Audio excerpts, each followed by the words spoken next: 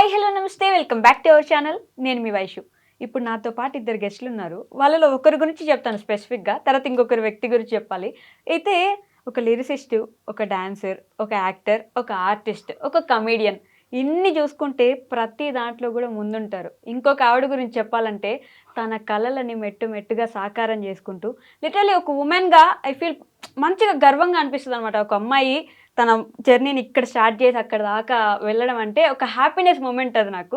So వాళ్ళిద్దరు ఇంకెవరో కాదనమాట. నూకరాజు గారు, ఆసియా గారు నాతో పాటు ఉన్నారు.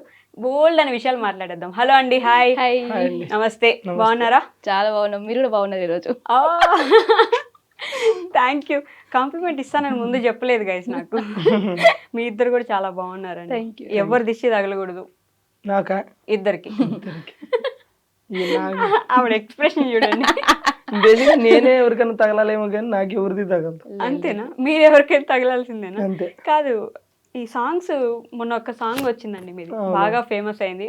ఈ మధ్య ఎక్కడ పట్టినా అదే వింటున్నాం, తాటి బెల్లం అనే సాంగ్. ఒకసారి పాడండి మీరు. అదే నేను అడగబోతున్నా. నేను అది పాడాలంటే కూడా లిరిక్స్ నేర్చుకుందామని నేను పొద్దు నుంచి ట్రై చేస్తున్నా. అసలు అది తెలుగేనా? తెలుగుని మీరు ఏమన్నా ఇట్లా ఇట్లా కట్టి అట్లా కట్ చేసి ఒరకట్టు ఒక షాట్ అని అట్లా ఏమైనా కట్ చేశారు ఆ సాంగ్ ని? అర్థం కావట్లేదు ఆ పాట పాడడానికి. ఇంకొంతమంది తెలుగుని తెగులు పట్టించారు కదా అనే వాళ్ళు కూడా ఉన్నారు ఇప్పుడు. సో ఒకసారి మీరు ఆ పాట పాడండి, ఆ పాట వెనక ఉన్న అర్థమో చెప్పండి నాకు.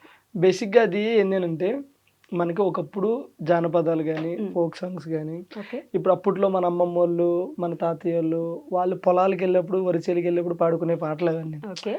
ఇప్పుడు జనరల్గా అందరం కూడా నార్మల్గానే పాడతాం. ఆ కొంతమంది ఏంటంటే అప్పట్లో ఉన్న వాళ్ళు ఈ స్టైల్ కూడా ఉంది. అది నేనేదో కొత్తగా సృష్టించింది కాదు. నేను కూడా దేవకమ్మ అని ఇన్స్టాలో ఏదో ఒక ఇంటర్వ్యూ చూసినప్పుడు అమ్మ పాట ఇట్లాగే ఉంది. తాటి బెల్లం ఐదరు అని ఉంటే నాకు ఎందుకో నచ్చింది.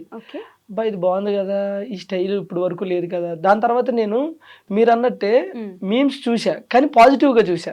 ఎట్లా అంటే ఇప్పుడు వరకు బ్రేక్ డాన్స్ చూసాము, ఫస్ట్ టైం బ్రేక్ సాంగ్ చూస్తున్నాము అని చెప్పేసి నేను అట్లా చూసా. నాకు ఎందుకు మంచిగా అనిపించి ఆ తర్వాత నేను ఆవిడ నెంబర్ తీసుకుని కనుక్కొని ఆవిడతో పిలిపించుకుని ఏందమ్మా చేద్దామా అంటే చేద్దాం అన్నది.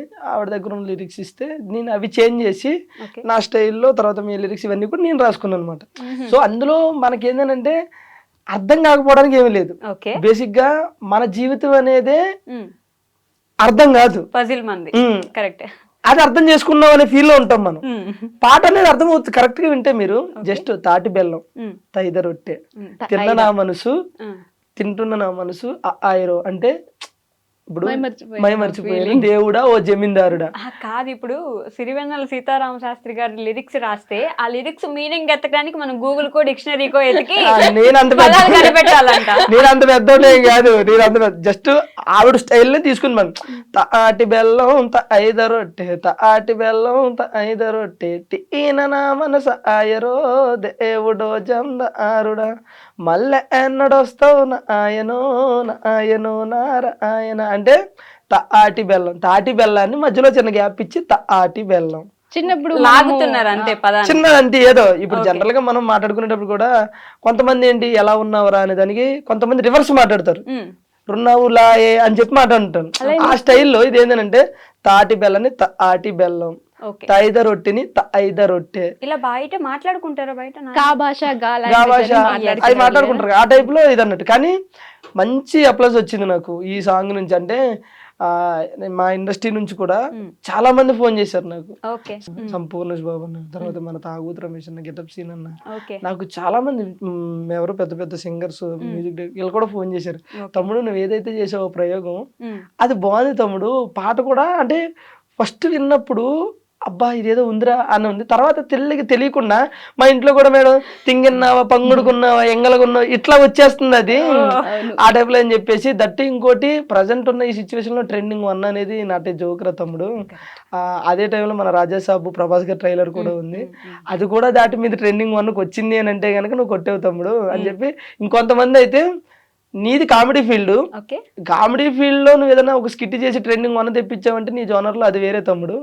కానీ నువ్వు నీకు సంబంధం లేని జోనర్ అంటే సింగింగ్ అనేది నాకు సంబంధం లేని, అది కూడా ఫోక్, అవును. నీకు సంబంధం లేని జోనర్ లో నువ్వు ట్రెండింగ్ వన్ తెప్పించావంటే నువ్వు చాలా గ్రేట్ అంటే నాకు తెలియని చిన్న ఆనందం. ఓకే. సాంగ్